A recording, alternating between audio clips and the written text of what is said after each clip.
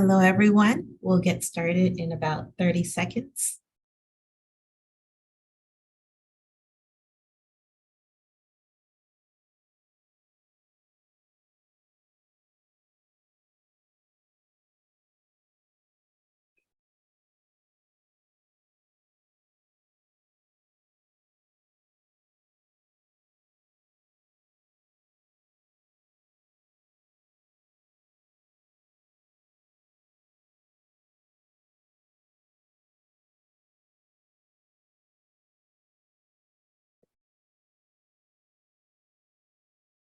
Okay, well, good afternoon, everyone, and welcome to our presentation today. My name is Anita Lomeli, and I am a coordinator at LACO in the LCAP and State and Federal Programs Unit. I am joined by my colleagues, Rachel Garcia, Adrian Balcazar, Helen Choi, Debbie Cano, and Jeannie Keith.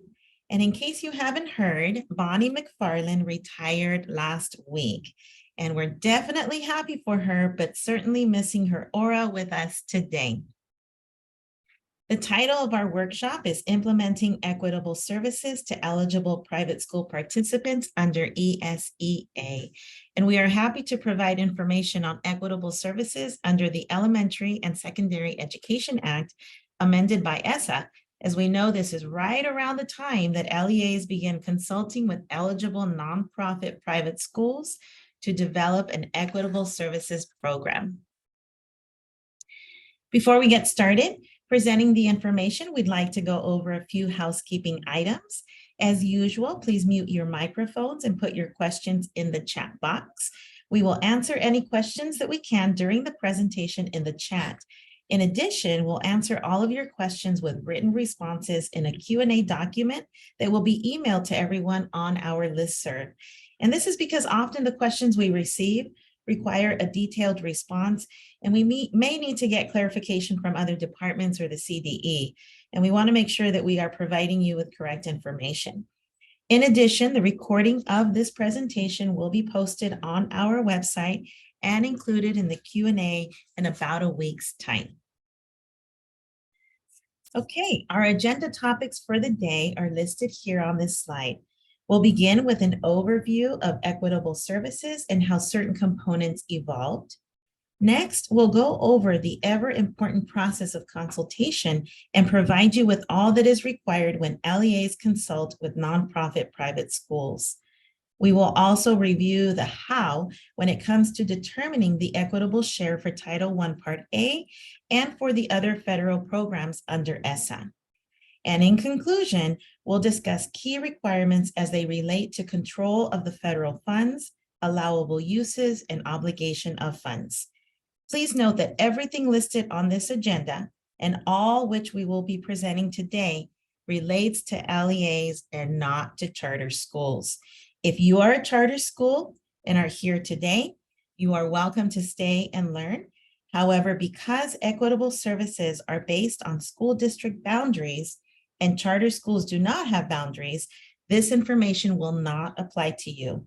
Charter schools do not receive equitable services from an LEA, nor do they need to provide equitable services to nonprofit private schools.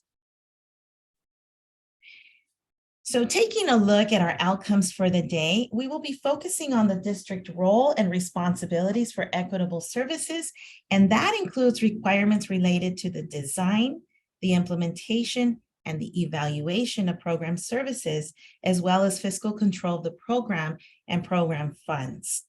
We'll also spend some time looking at how to determine the proportional share for individual programs, as this does vary by program. Consultation is a critical component of equitable services. With this in mind, we're going to spend a good amount of time on consultation requirements, which are specified in law. And finally, we'll leave you with some places where you can find additional resources and support. And so speaking of resources, we have a comprehensive handbook available to add to your SFP library. This user-friendly and informative handbook includes ESSA requirements for equitable services related to all applicable federal programs, including recent updates and clarifications. You'll also find common definitions, Q&As to get you started, fiscal regulations, and the step-by-step process of the consultation requirement. There are separate sections addressing the differences in requirements for various federal programs, such as Title I, Part A and C, Title II, Title III, and Title IV, Parts A and B. Requirements defined in the Education Department General Administrative Regulations, commonly referred to as EDGAR, are also explained in this handbook. In addition, you'll have electronic access to the sample forms and support materials you can use for consultation and documentation. You'll be able to edit and personalize the documents for your needs. The link on this slide will take you to the order form. You can also access it from the LACO website under the Accountability tab. So if you are new to equitable services, you might be asking yourself, okay, how we got to this place where federal funds provide services that reach out beyond the public schools and into nonprofit private school sector? That's a great question, and its answer can be found by looking back at the historical context. And we share this information because it's helpful for you to understand why we do the things that we do. So let's take a look at how we got here. In 1962, President Kennedy appointed Harvard School of Education Dean Francis Keppel to be the U.S. Commissioner of Education. Keppel had a dynamic personality and had a knack for building relationships and putting people at ease. Just a few years later, Keppel's strengths would serve President Lyndon B. Johnson well.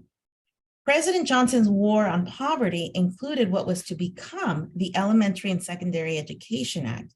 This piece of legislation was very personal to Johnson since he had grown up in poverty and credited education for taking him out of it. But he hit some major roadblocks at the onset of trying to get the legislation passed. And one of those roadblocks was over services to private schools.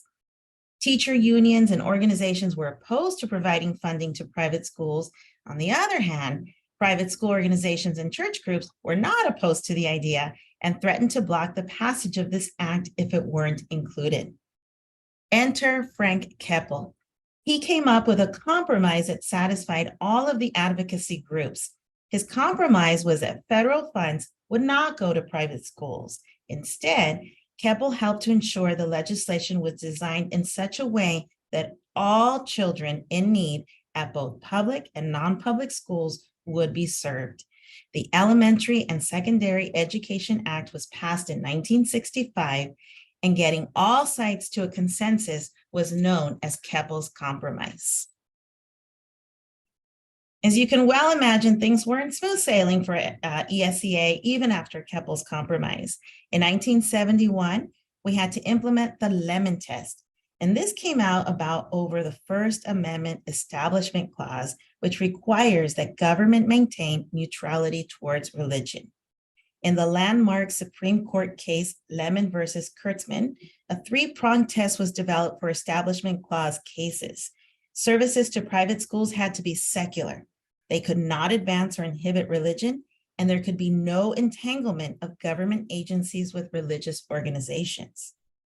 In 1985, there was another court case, Grand Rapids School District versus Ball. And in that case, the Supreme Court found that the Grand Rapids School District program did not pass the Lemon Test because the Equitable Services program employed parochial school teachers and used both public and religious school facilities. In addition, secular classes were offered to children at parochial facilities leased by the state. And during that same year, the verdict in Aguilar versus Felton prohibited services at private schools. Teachers and staff were not allowed to go onto the private school site. Lots of money was spent on portable buildings and trailers that they used to house the Title I program at the time. And that went on for about 10 years until 1997, when Agostini versus Felton reversed that ruling and now allowed public school teachers to go onto the campuses of private schools to provide secular, equitable services. The next situation that came up were concerns regarding consultation, and that became a big issue with the Department of Education. They were seeing that consultation wasn't taking place appropriately, and that basically school districts were offering services just to private school children, but they weren't consulting with the private school in that process. In 2010, the United States Department of Education did a review of California's programs, and they found several issues that became a compliance focus.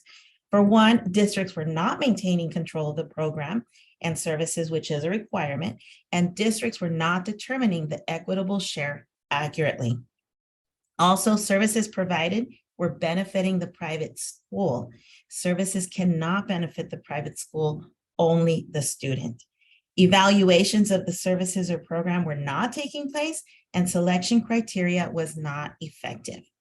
So then in 2015, the Every Student Succeeds Act made some additional changes to the Title I formula, added some requirements for consultation, it clarified some of the carryover requirements, and it added the state's ombudsman. So let's take a look at that role now.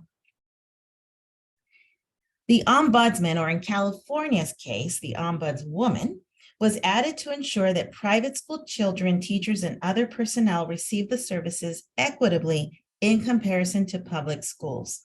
Essentially, the ombudsman is sort of the intermediary between the private school and the school districts when there are issues, questions, or disputes.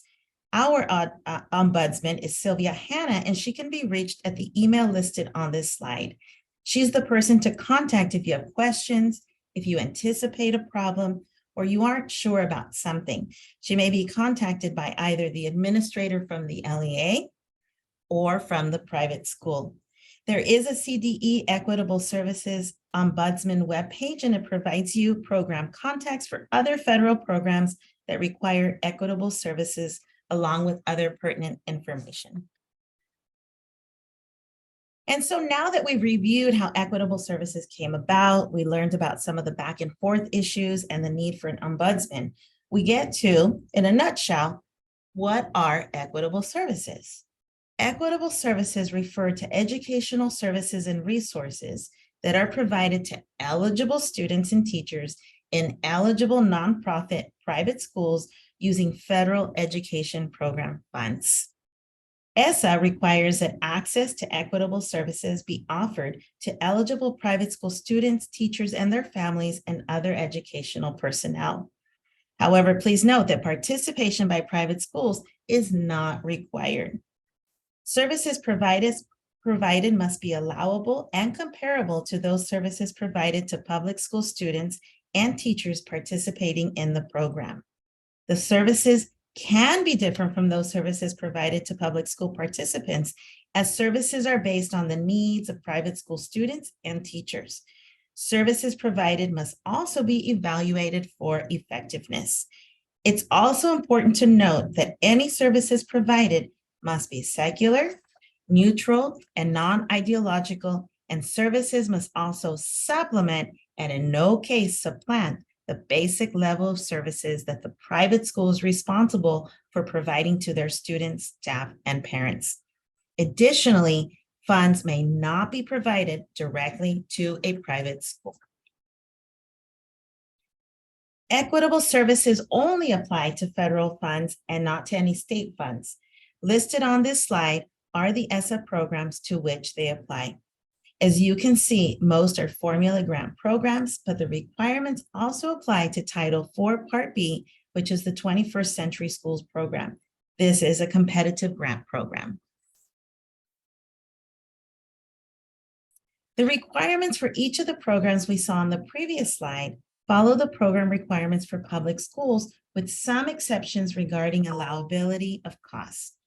As with public school programs, the services are to be supplemental in nature and provide similar types of services.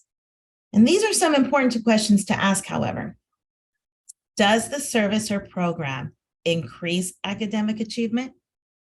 Is the program offered for professional development based on the needs of students? What supplemental programs are being provided for identified English learners and immigrant students?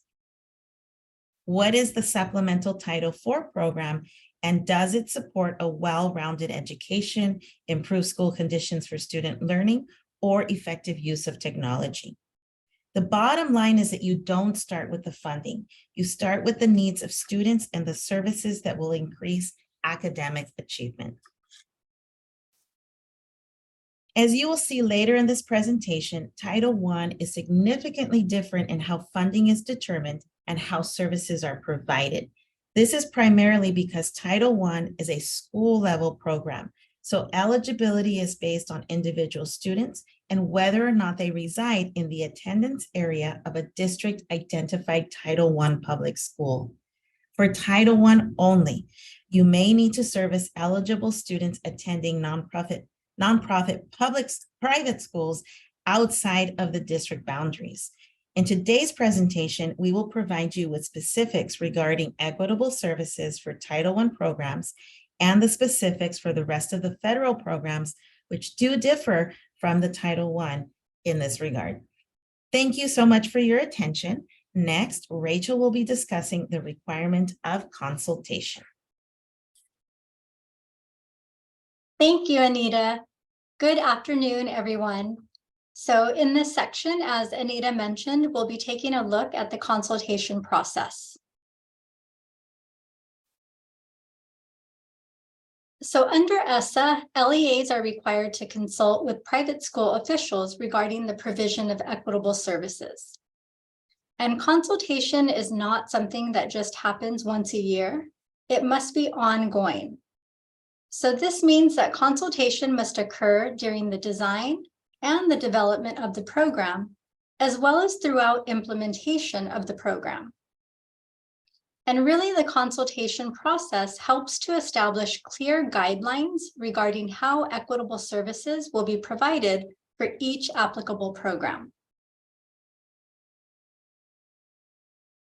This slide provides an overview of the consultation process and the components that we'll be taking a look at in this section. And as mentioned on the previous slide, consultation must be ongoing. So this process involves ongoing discussions and meetings between public and private school officials on key topics related to the provision of equitable services. It's also important to note that the consultation process is the responsibility of the district, and the goal is to reach agreement on how to provide equitable and effective programs for eligible private school students, teachers, and families.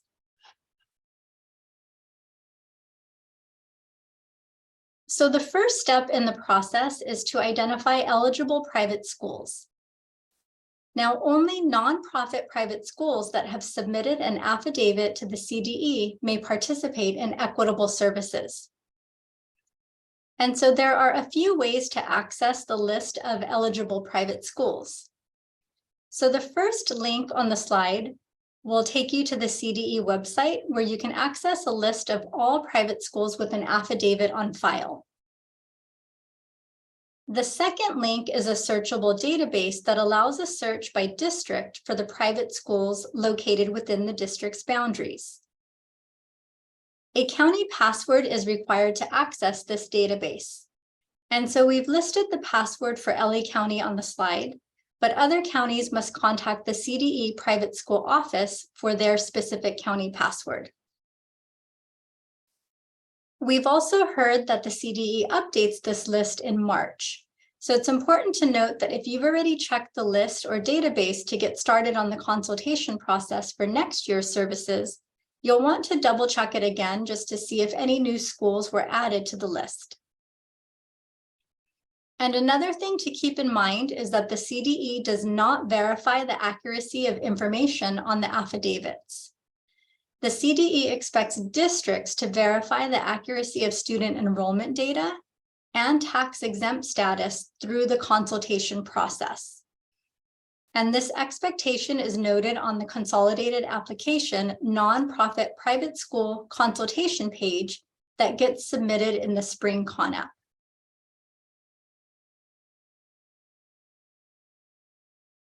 In terms of private school participation, as Anita mentioned, the requirements for Title I Part A are different from that of the other federal programs. So for Title I Part A, nonprofit private schools both within and outside of the district's boundaries may be eligible to participate. And that's because the funding and services are based on the student's residence in a Title I school attendance area. Now with Title I, Part C and Titles 2, 3, and 4, only nonprofit private schools within the district boundaries may participate. So once you've identified eligible nonprofit private schools, you must then contact them to inform them of the programs and the services for which their students, teachers, and families may be eligible. And so again, consultation with the nonprofit private school is a district responsibility. So it's up to the district to initiate this contact with the private schools, and this must be done on an annual basis. It's recommended that districts reach out to eligible private schools around February to begin consultation early enough to prepare for the next year's services to ensure that services are implemented in a timely manner. Most districts use some sort of invitation letter or an intent to participate letter to initiate this contact with the private schools. And so in this letter, you would include a brief description of the applicable programs for which your district participates. And you may also request that the private school indicate their intent to participate in any or all applicable programs. You would then follow up with an informational meeting regarding the programs. Now, if you don't receive a response from private school officials, you should follow up with the private school and maintain documentation of the attempts to contact them. So for example, be sure to send letters or communication by certified mail, or if you're sending emails, you want to be sure to send it with the read receipt to document that it was actually received or read by the private school official.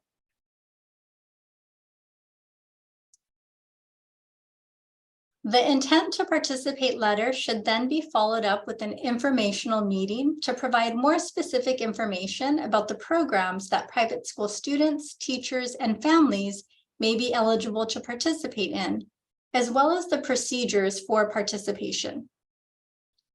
And some of the topics that could be addressed at this initial meeting are listed on the slide. So for example, it will be important to explain the consultation process and also the required topics that must be addressed in consultation. Other possible topics include explaining the purpose of the federal programs available and the services allowed under each program.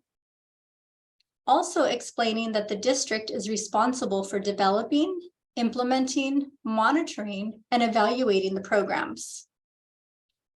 Another topic could be providing funding estimates for the next school year and the process that will be used to determine private school participants' equitable share. Also providing information on district policies and procedures such as contracts and encumbrance deadlines. You'll also want to verify the name and contact information for the private school official designated to represent the school. And then also scheduling future meetings and timelines for consultation. And so remember, it's about designing an equitable and effective program for eligible students, teachers, and families. And not about the private school just sending the district a wish list. So you want to be sure to set the tone and convey this message at that initial meeting.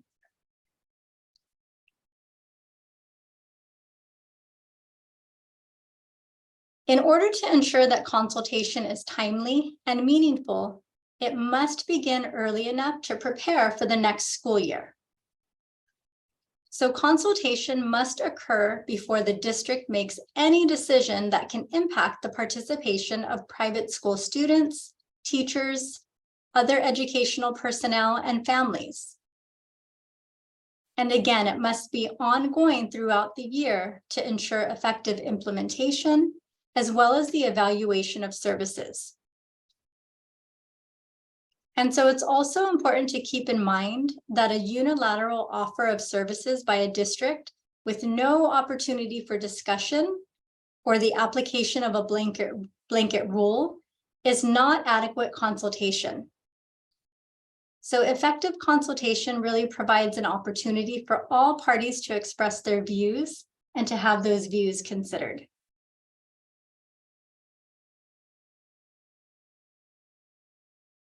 When consulting with private school officials regarding equitable services, there are specific topics that must be addressed per ESSA.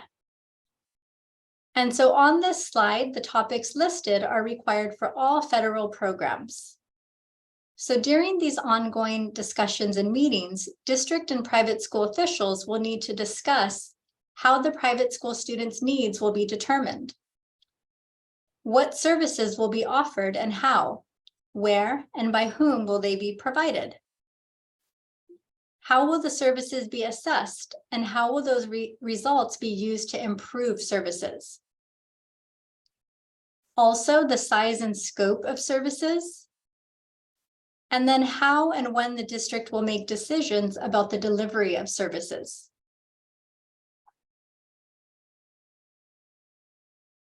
So here we see some additional required consultation topics.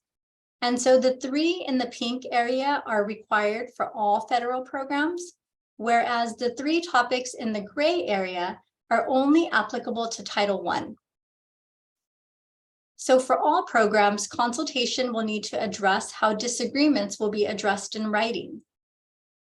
So if the LEA disagrees with the private school officials on any topic discussed during consultation, the district must provide in writing to the private school official the reason why it disagrees.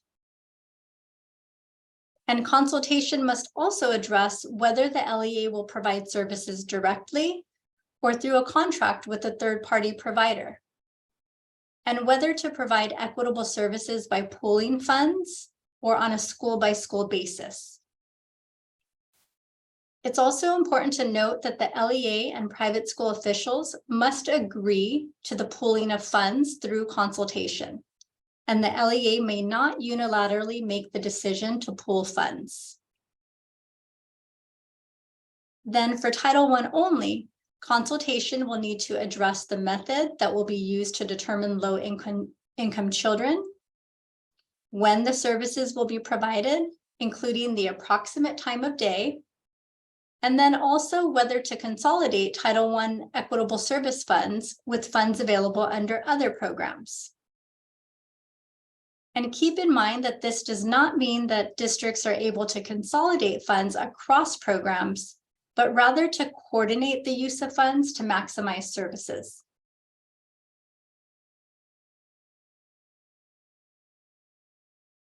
So districts must maintain documentation that verifies that it has met the requirement for timely and meaningful consultation and that it has provided equitable services. And so here we see on this slide some examples of documentation to maintain. So this includes intent to participate letters, written affirmations of consultation, evidence of consultation attempts. Other documentation includes meeting agendas and minutes, any written explanations of disagreement, data collected to assess or evaluate services, any service agreements or contracts with third-party providers, inventory records of materials, property, or equipment purchased, and then also the identification criteria for student eligibility for Title I services. So here we see some screenshots of the CDE's intent to participate and written affirmation forms. And so we've also included the link to access these forms at the bottom of the slide. And so the consultation process is initiated annually when the district reaches out to the private schools to explain the intent and the purposes of the applicable federal programs that students and staff may be eligible to participate. So as mentioned previously, most districts use some sort of intent to participate form to make that initial contact. So it's important to obtain a copy of the intent to participate form from each private school, whether or not they intend to participate in equitable services. And you may also include a deadline by which the private school needs to respond. and identify any potential consequences for not meeting this deadline. Districts are required to maintain in its records a written affirmation signed by each nonprofit private school to document that timely and meaningful consultation has occurred. And private school officials must also have the option to indicate their belief that timely and meaningful consultation has not occurred, or that the program design for private school participants is not equitable. And this information gets reported to the CDE through the nonprofit private school consultation page that gets completed with the Spring CONAP in June. So here's a screenshot of that nonprofit private school consultation page from last spring's CONAP. So here you can see that LEAs were asked to indicate for each nonprofit private school if consultation occurred, if consultation agreement was met, if there was a signed written affirmation on file, and also to provide a consultation code indicating the private school's belief that timely and meaningful consultation has or has not occurred, or if the program design is not equitable.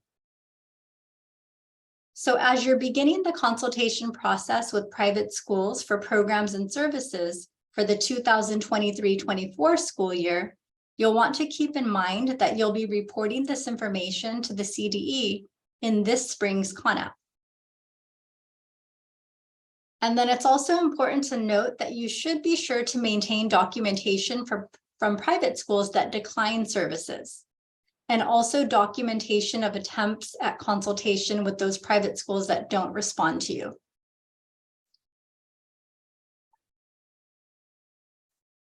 So here we see a sample private school consultation timeline, and this timeline has been adapted from a sample CDE timeline. If you take a look at February, you'll see that it is suggested that districts begin evaluating the current programs and services being provided, and then also begin the consultation process for next year's services. So you can see that at certain times during the year, districts are consulting with private school officials on both the current year's programs and services, as well as the next year's programs and services. So just a few final reminders. Consultation really is key to implementing effective programs. It must be timely and meaningful, and again, take place before the LEA makes any decisions. And it must be ongoing throughout the school year to help ensure effective implementation, as well as the evaluation of services. And so the goal of all parties should be to reach agreement on the provision of equitable services. And so all agreements should be clear, in writing, and form the basis of services to be provided and funds to be expended. Effective consultation helps to ensure that the services provided meet the needs of eligible students, teachers, and families. And it also helps to avoid last-minute spending requests from private schools. That concludes my section. I will now turn it over to Adrienne. Thank you, Rachel. Good afternoon, everyone. Let's take a look at the equitable share. Under ESSA, Section 8501A3A, there is a requirement that the services must be equitable in comparison to the services and other benefits that the district is providing for their own students. Equitable share ensures that there is the equitable participation of private school students, teachers, and families, and these services are also considered to be equitable when the district meets the expenditure requirements of the federal program, and the district provides a timely program that meets the educational needs of the participants. In the Title I program, equitable services for the private schools are based on this equitable share. The equitable share must be equal to the proportion of funds allocated to participating school attendance areas based on the number of children from low-income families who attend private schools. There are specific methods that must be followed in determining the federal program funding. Determining the proportional share depends on the federal program. The methodology for Title I program is significantly different, as stated earlier, from the other federal programs. And it oftentimes is confusing because for Title I, the proportional share is based on where the student lives, compared to the methodology for the other programs, which depends on the location of the private schools that are within the district's boundaries. Here are some key points about the funding for Title I equitable services. First of all, the proportional share must be calculated from the total amount of the Title I allocation the district receives. It must be taken first off the top and set aside for equitable services. The funds must be used to implement the Title I program in the same fiscal year that the district receives them. The amounts can be verified through the Con app, and the state also notifies the private schools of the allocation of funds. Here are the steps to be taken in order to determine the Title I proportional share. First, you'll need to identify the private school students who will generate the funding.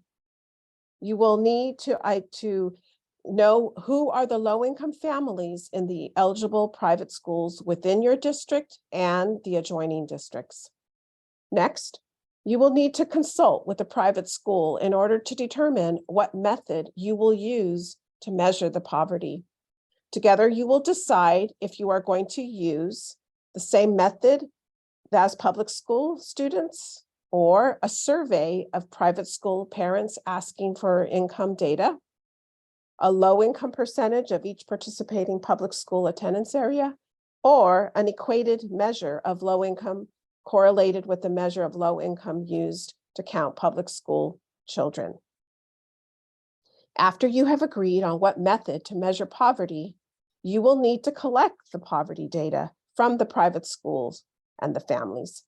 The poverty data will need to be filtered in order to collect the number of students ages 5 through 17 who are from low-income families and attend eligible private schools in your district. If needed, you will need to provide the private school with an income eligibility form to be used. Now that you have all your poverty data, you can determine the proportional share of funds reserved for the Title I services for private school students. First, you must determine the equitable services proportional percentage rate. Sometimes they call it the PPR. You're going to combine the total public schools low count income count with the total participating nonprofit private schools low income count to get the total number of public and private school low income students.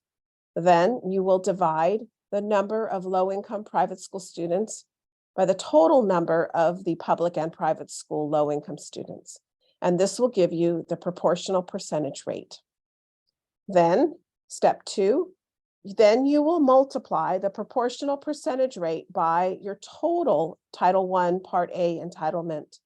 This will give you the total proportionate share available for services to eligible students in the participating nonprofit private schools. Once you know how much you have for the private schools, you must consult with each of the private schools to determine the needs and services. And you will also include in this discussion any option for pooling, transferability, or coordination with other funds during this meeting. The Title I calculation of proportional share is formally done in the Con app. Here is a screenshot of the private school equitable services reservation page from last year's Con app. This shows you what it looks like. The arrow is pointing to the field where the sum of the public and nonprofit private school low-income student data is inputted, and this will calculate your percentage rate. The next section of the private school equitable services reservation page from the Con app is where you can find the proportional share dollar amount.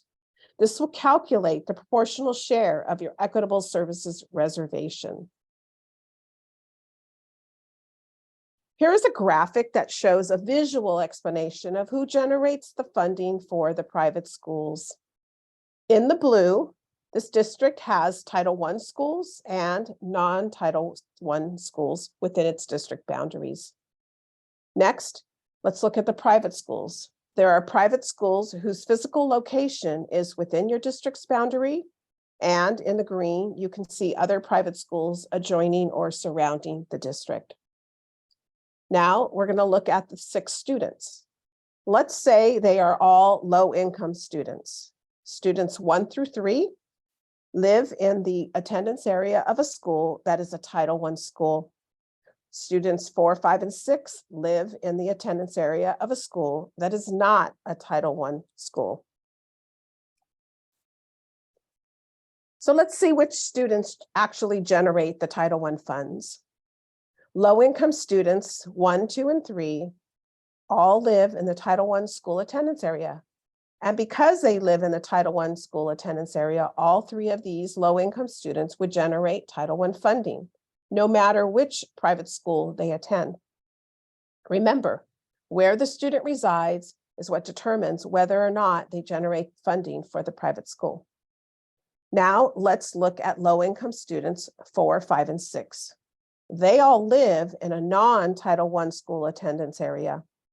All 3 of these low-income students will not generate funding or any funding for private schools because they live in the attendance area of a non-Title I school. Additionally, you can see that surrounding District C will have some low-income students that generate funding and other low-income students that do not. Because again, you're looking at if these students did not attend that private school, they would be attending the school of residence. So again, it goes back to which school would they be attending. Now that you have determined the Title I funding, we need to look at who receives the academic services. You must identify which students will receive the Title I services. ESSA and the Code of Federal Regulations states that the Title I services are for students attending participating non-profit private schools identified by the LEA as failing or most at risk of failing and reside in the LEA participating school attendance area. It is these students that are eligible for equitable services. Here are some key reminders when identifying students for services. Again, remember, they must reside in the Title I attendance area. They must meet multiple educationally related objective criteria agreed upon during the consultation. And also, it's important to note that some of these students who reside in the Title I school attendance area, they're automatically eligible, such as homeless students and students in Head Start, Even Start, Title I pre-K, migrant programs, or children in a local institution for neglected or delinquent children, or youth attending a community day program for such children in the last 2 years. And lastly, it's important to remember that poverty is not a criteria for services.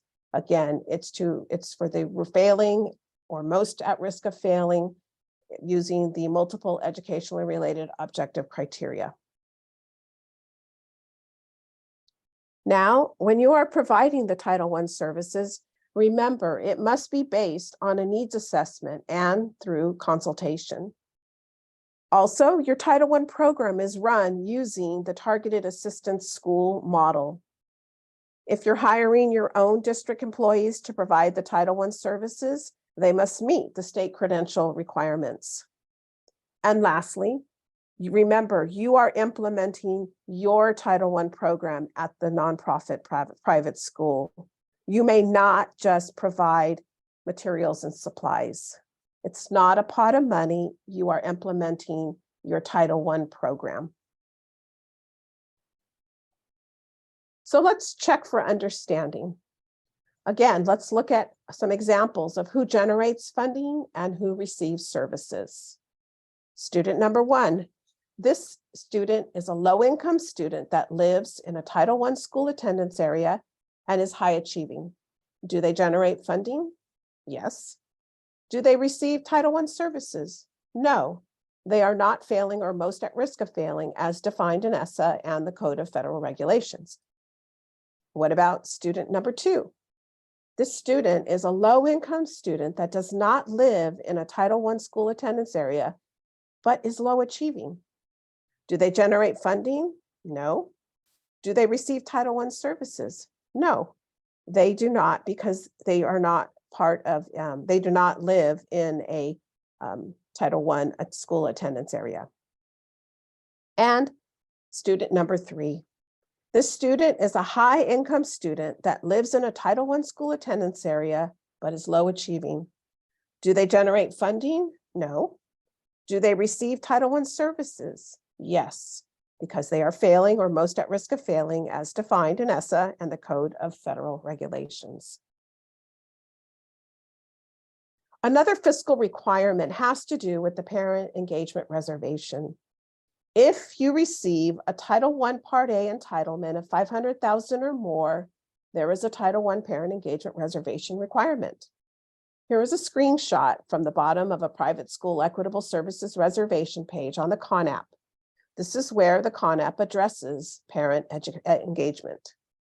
If the district's allocation is over $500,000, then the LEA must reserve an equal percentage from the equitable services proportional share to carry out parent and family engagement activities of participating nonprofit private school students.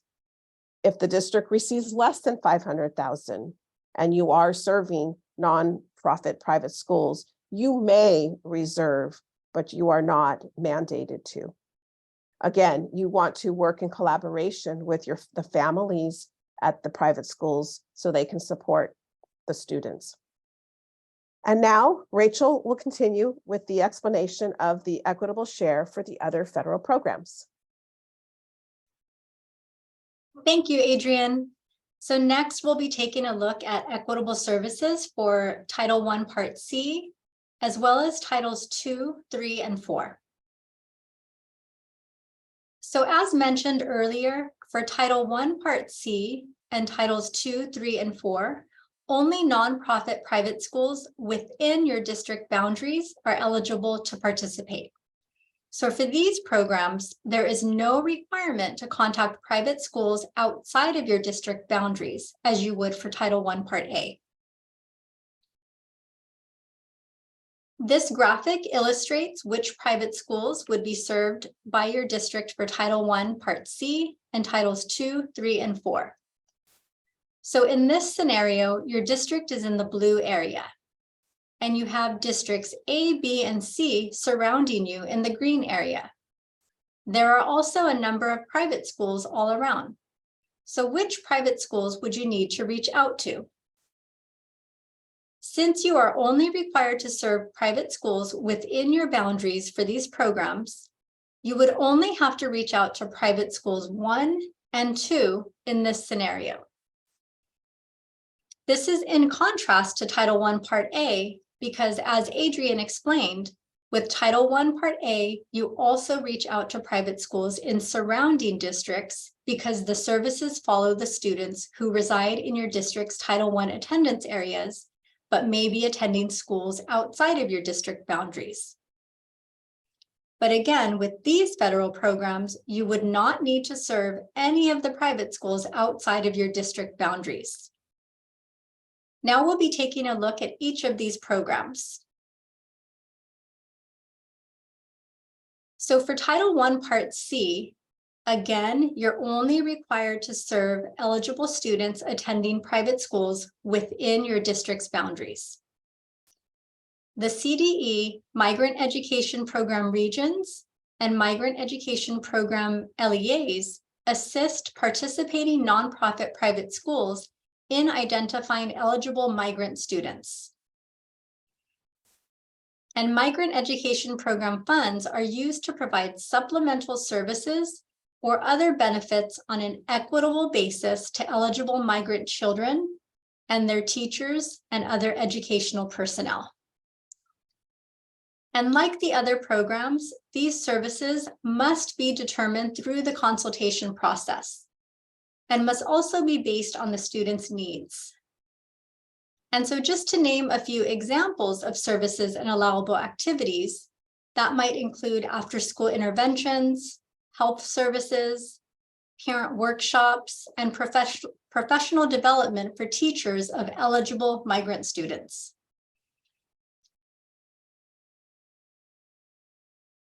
So this slide shows a screenshot of the method of calculating equitable services proportional share for Title I, Part C.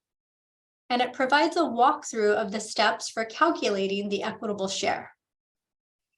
So for Title I, Part C, a per pupil amount is determined based on the district's total Title I, Part C allocation divided by the number of migrant education program students enrolled in both public and participating nonprofit private schools. You would then multiply the per pupil rate by the number of private school migrant education program participants to determine the equitable share. And at the bottom of the slide, we've included a link to access this form on the CDE website. For Title II, Part A, the district may use funds to provide professional development activities for private school teachers, principals, and other instructional personnel to address the specific needs of their private school students. Services provided under Title II must be allowable and must also be supplemental to the professional development provided by the private school. And again, like the other programs, Title II services are determined through the consultation process and must be also based on a needs assessment. So the services must address the specific needs of the students enrolled in the private school and not the general needs of the private school itself. A scenario to avoid is one in which the private school requests reimbursement for a conference that they already attended, or request late registration for an upcoming conference that was not discussed in prior consultation, nor was determined to meet specific needs of the students. The professional development plan for Title II equitable services should be intentionally planned in advance through the consultation process. And some examples of professional development activities are included on the slide. Now, one question we often receive is whether or not Title II funds could be used to pay for credential coursework. And the answer to this is it really depends. So we recommend being cautious with this. You would need to ensure that the coursework is tied to the professional development needs assessment and the professional development plan. And then remember, services must be secular, neutral, and non-ideological. So here we see a screenshot of the CDE's method of calculating equitable services proportional share for Title II. And so again, this document provides the steps for determining the equitable share, and it can be found on the CDE Ombudsman webpage. And we've also included the link to the document at the bottom of the slide. So for Title II equitable services, a per pupil amount is determined based on the district's total Title II allocation, less the administrative cost, and then divided by the total enrollment of all public and nonprofit private school students at participating nonprofit private schools. And you would then multiply that per pupil rate by the total enrollment of participating nonprofit private schools to determine the amount for equitable services. And so next we have Title III Part A. And so this has two parts, the Title III English Learner Program and the Title III Immigrant Program. So for the English Learner Program, the private school would administer the home language survey to students being considered for participation. And this home language survey should be the same version that is used by the school district. If a language other than English is indicated on the home language survey, then the district is required to administer an initial language assessment. And the district is responsible for the cost and oversight of this initial assessment. It's also important to note that the district cannot use the LPAC with the private school students. The CDE website has a list of approved tests that may be used to assess the English language proficiency of private school students. However, any test that is mutually agreed upon during the consultation process that is valid and reliable for assessing English proficiency may be used. EL students at the private school must also be assessed annually to determine continued eligibility for services.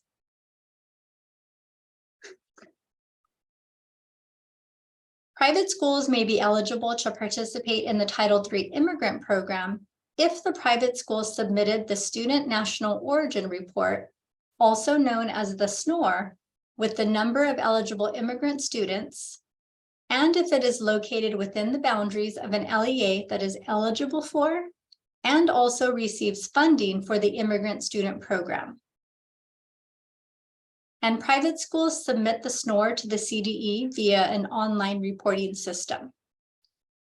And then just as a side note, the count of immigrant students in districts is reported in CalPADS, not the SNOR.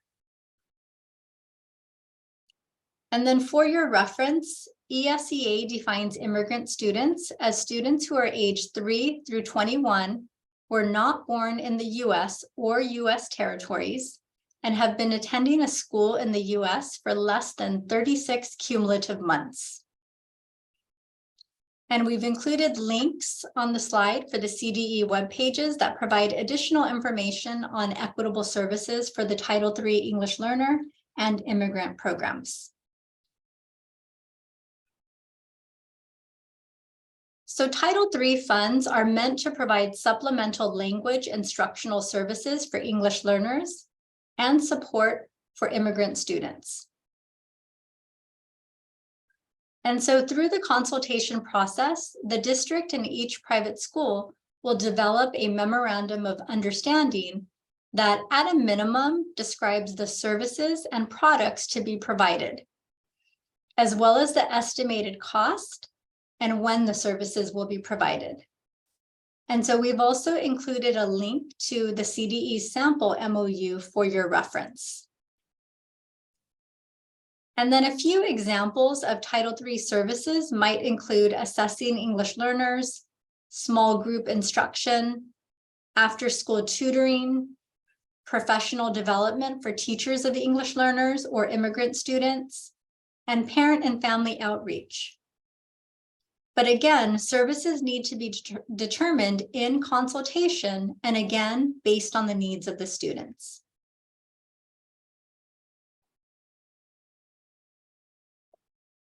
So here we see a screenshot of the CDE's method of calculating equitable services proportional share for Title III.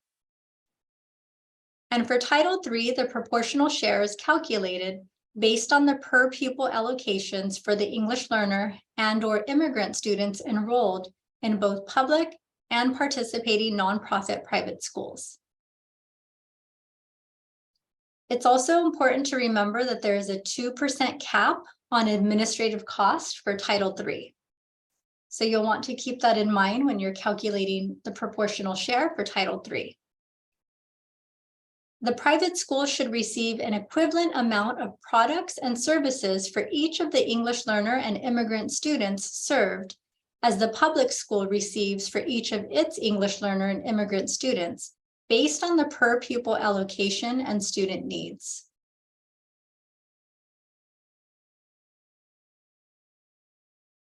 So one last note regarding Title III funding is that the LEA is paid in arrears, or in other words, it's reimbursed for its services to private school students.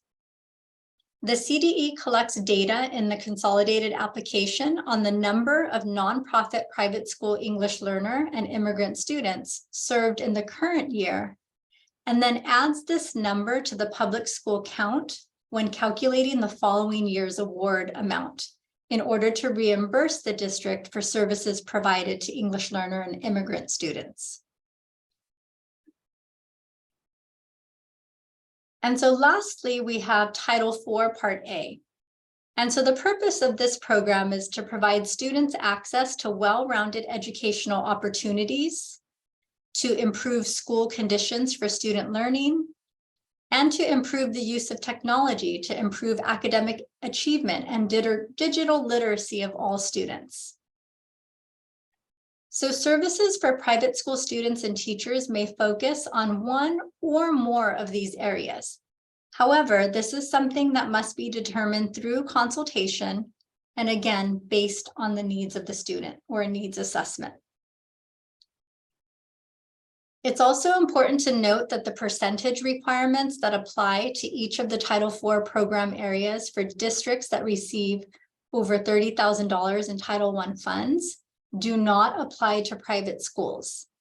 So these percentage requirements, it only applies at the overall district level.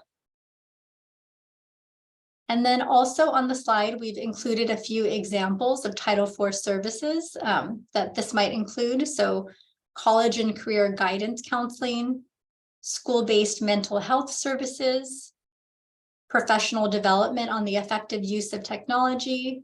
And then you can see there's a few other examples there listed on the slide.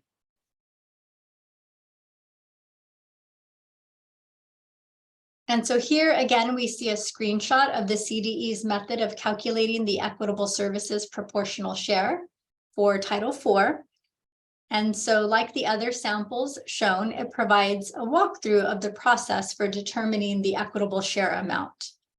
So for Title IV, this is determined based on a per pupil amount that's based on the district's total Title IV allocation, less the administrative and indirect costs divided by the total enrollment of both public and nonprofit private school students. And then you would multiply the per pupil rate by the enrollment of the participating nonprofit private schools to determine the equitable share. And then just keep in mind that Title IV also has a 2% cap on administrative cost. And you can see at the bottom of the slide, we've included the link to the CDE's Title IV webpage, which provides additional information on Title IV equitable services. And so that concludes this section. So I will now turn it over to Helen and Debbie. Thank you, Rachel. Good afternoon, everybody. This is Debbie Cano. And next, we are going to go through a number of key requirements as they relate to the provision of equitable services to eligible nonprofit private schools, as well as point out a few red flags to be mindful of. Next slide. Please remember that funds allocated to the LEA for educational services and other benefits to eligible nonprofit private school students, teachers, and other educational personnel and families must be obligated in the fiscal year for which the funds are received. Please keep in mind that the fiscal year for federal funds does go until September 30th. So during your consultations, please consider this timeline to which the private school may be seeking services. For example, if a private school would like to do a summer program, LEA should consider it during consultation. Next slide. As Rachel mentioned earlier in the presentation, all allowable services must be secular, neutral, non-ideological, and supplemental. And costs must be allowable, necessary, and reasonable. Next slide. To reiterate, under ESSA, funds cannot be directly paid to the private school. It is the LEAs that will determine the proportional share of funds to be allocated for equitable services to participating private schools. and all curriculum, equipment, and other materials purchased to implement this program are property of the LEA. Next slide. One key component to remember is that funds cannot benefit the private school generally. So this means that the funding is not for general use. Funding may not finance the existing level of instruction in a private school or otherwise benefit the school itself. So the allowable uses must be agreed upon and support program implementation, including specific strategies to support eligible students to achieve academic outcomes that are determined through consultation. In order to plan appropriate services, it would require an understanding of the existing level of instruction or the private school's core program. What instruction is happening, including that for English learners, what services, equipment, materials, and professional development are already in place. Based on the needs of eligible private school students, what services would best meet those needs? If purchasing equipment or materials, these should not be intended for the benefit of the entire school, but only for the program for the eligible students. Therefore, the district, in consultation with the private school, would also discuss controls for the authorized and unauthorized uses. Now I'm going to hand it over to Helen to pick up with public control of funds. Thank you, Debbie.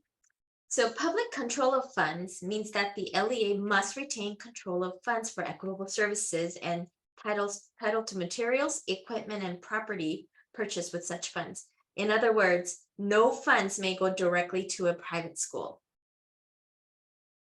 And under public control of services, services must be provided by employees of a public agency or through a contract by a public agency with an individual, association, agency, or organization.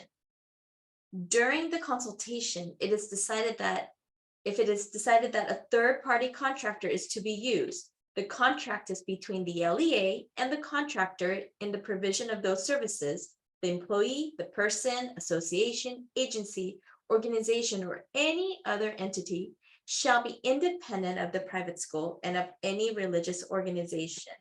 And the employment or contract must be under, again, the control of and supervision of the public agency.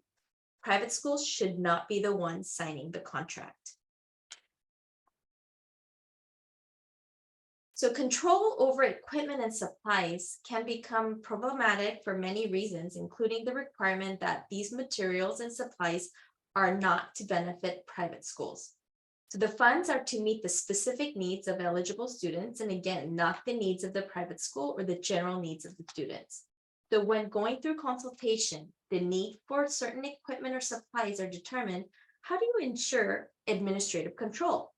The district should purchase the items. They should be labeled and inventoried as they are the property of the district, not the private school. And if needed for the Title I program, how might you ensure that they are used for the Title I students? In addition, remember that items purchased are not permanent fixtures to the private school.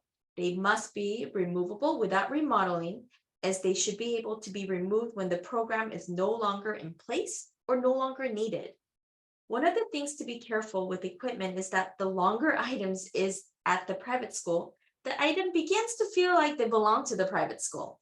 So one practice the district might consider is pulling the items at the end of each school year for inventory, so that they don't just sit in the private school for year after year. So upon consultation for the new school year, it can be determined whether the same equipment is necessary for the planned program for eligible students.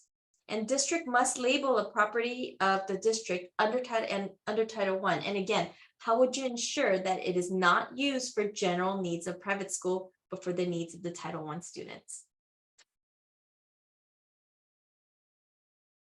So another aspect related to the control of funds is the use of personnel to implement the programs. If the private school personnel will be involved in the implementation of the programs, there are a few key things to remember. This is a district's program, even if you're using private schools teachers.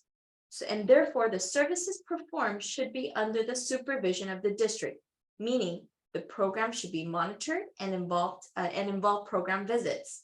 And through consultation, the plan for use of private school personnel should clearly define the contract for services and ensure that the program and any related PD is outside the regular hours of the private school staff members' regular duties, because the funds cannot be used to finance the existing level of instruction, as we saw previously. In addition, the contract should be in line with the district's procedure and policies. And if the plan is to use public school personnel from your district, the services being provided should again be supplemental to the core instruction and for eligible students agreed upon through the consultation process.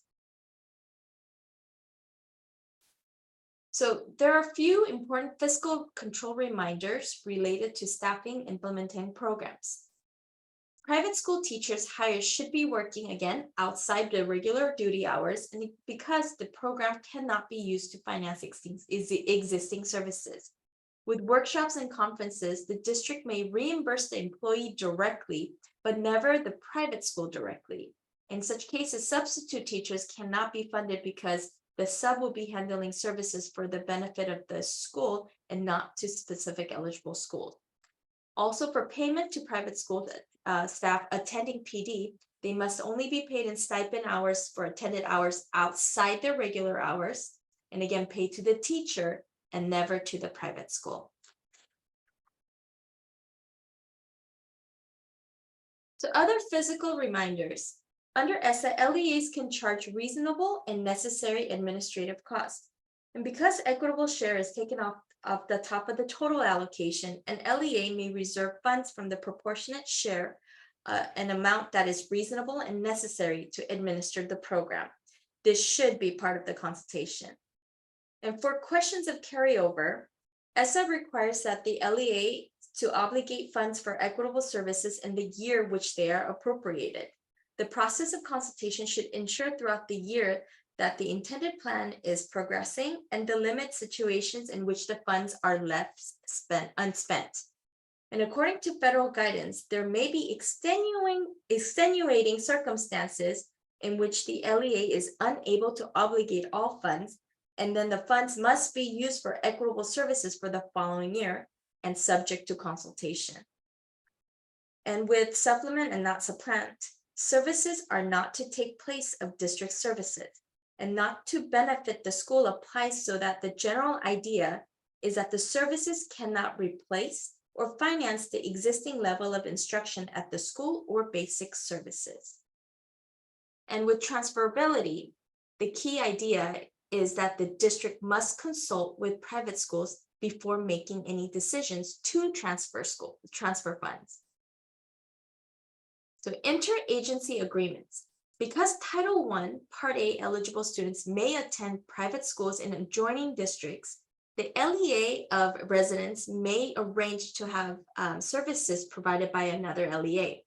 If the LEA makes such an arrangement, the two LEAs must establish an interagency agreement, which spells out the details of the reimbursement, indicating the per pupil amount for the number of children served.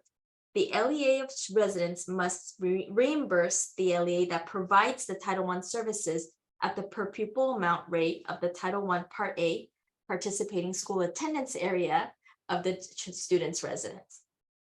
And thank you. And now I'll turn it back over to Debbie to finish this section. Thank you, Helen. Okay. So in the next few slides, we will discuss a few red flags to be mindful of. With this slide, we consider problematic situations where the use of funds would provide benefit to the private school overall and not just the program intended to address the academic needs that were identified through consultation.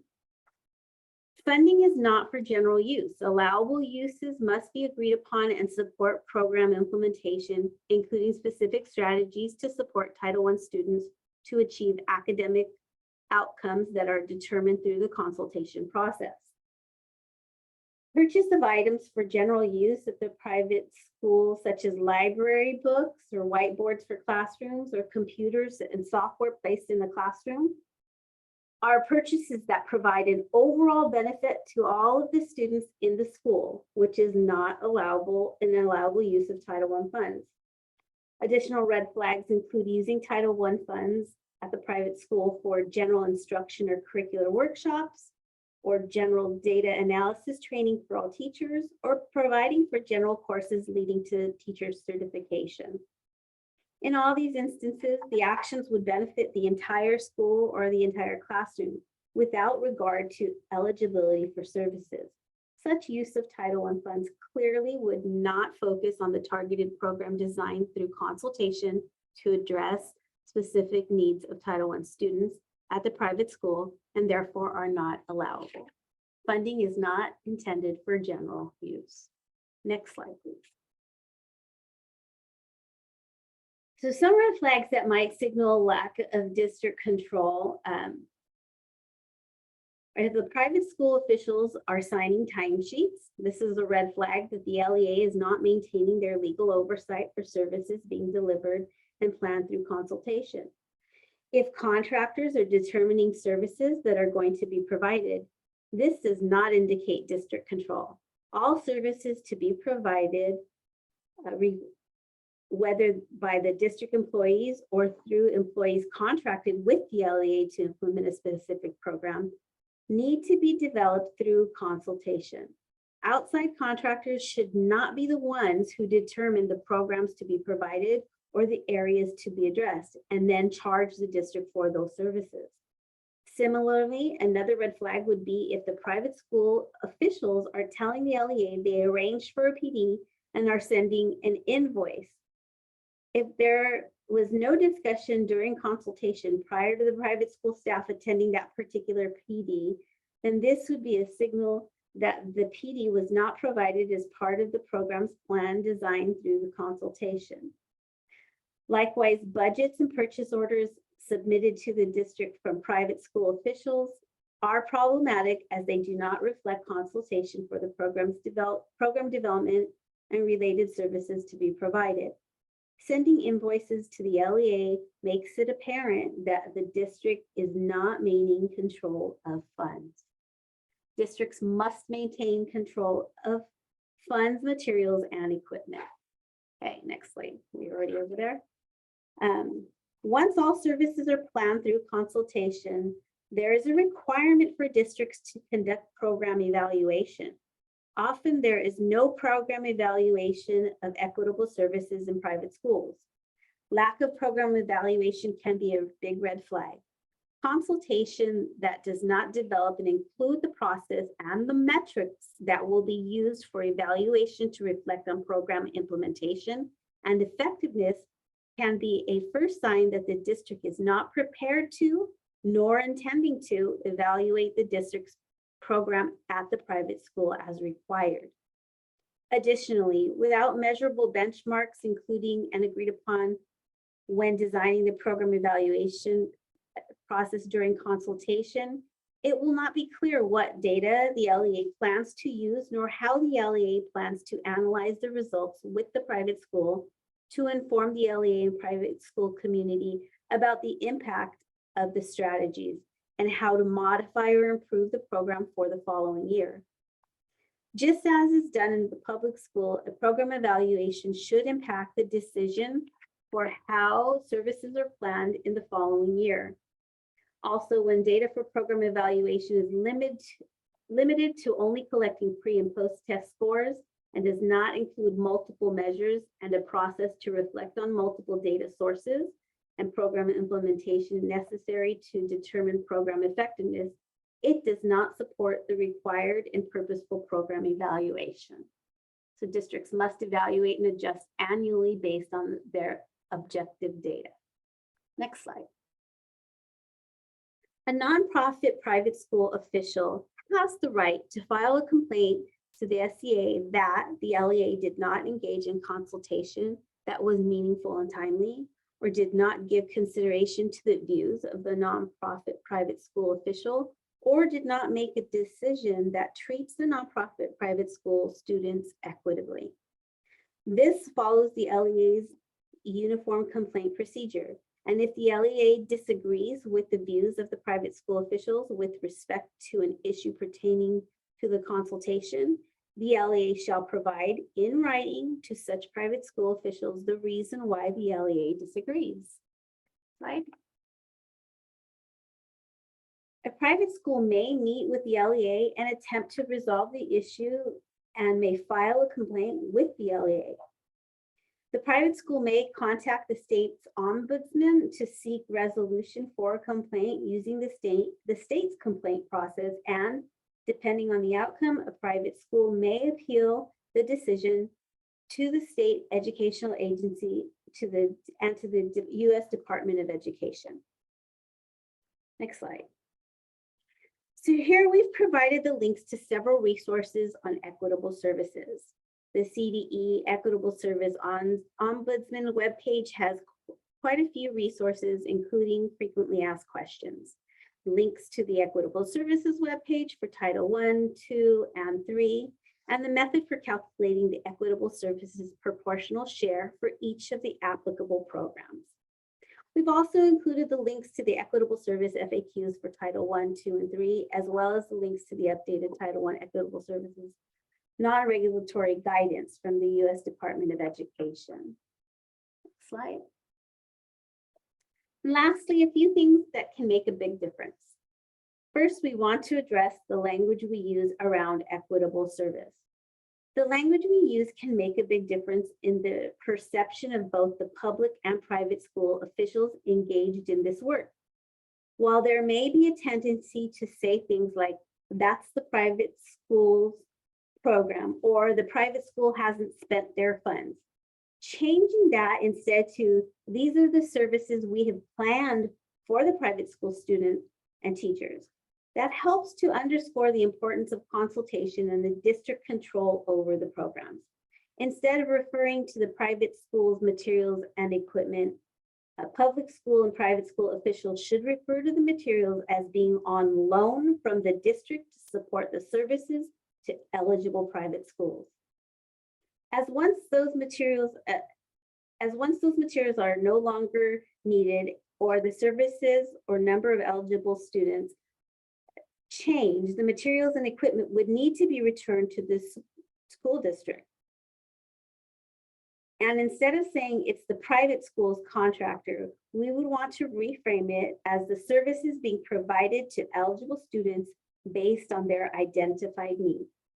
Language can really shift the way we understand equitable services.